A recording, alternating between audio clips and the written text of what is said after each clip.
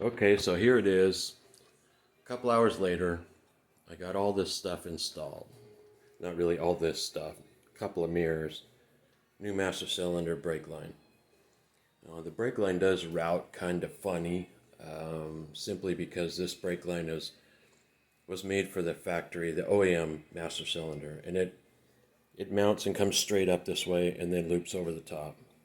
And this Brembo comes off the bottom, so it does have a little bit of a funky route, but it's fairly loose. Kind of just a little bit weird, but and it runs down here and it wraps around inside nice and tight. It should stay out of the way of everything, so all of this is pretty good.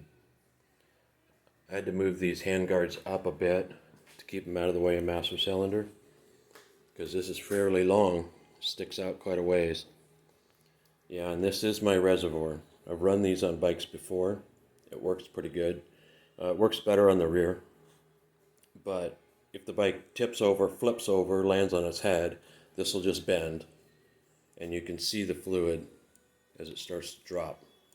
You just simply pop the cap off, add some more.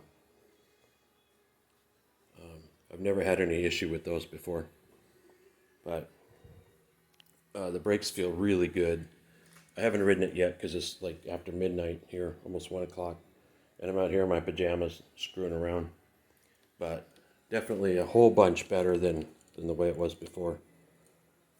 And this has got an adjustment to change the ratio, so you can calm it down a little bit, give yourself a little bit more throw, and then still keep the lever out in the position you prefer. It's pretty nice. With the stock mirrors and the rear pegs gone and a few little doodads here and there, it's dropped off about 4 pounds off the bike. Just not much, but 4 pounds has got to be worth at least 100 horsepower. And besides, I have some stickers too. Each one of those is worth 10 horsepower. So that's the update. We'll see how these little mirrors work. I don't know about these. I can see pretty well behind me and around me and myself while I'm sitting on it. But if they don't work, I can always ditch them and try something else. They were cheap.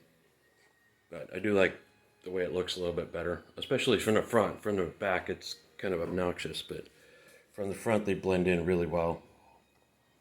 Anyway, that's the update.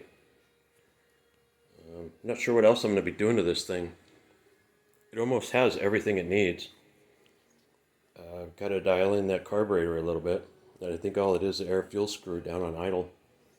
And in case anybody wants to talk a bunch of shit, yeah, I realize that this clock is only a 24-hour clock. You can't change it to 12, and that's why I added the little one here. I said that before, but, and of course I need to learn how to deal with this thing. But still, really happy with this. So, anyway, that's it for now.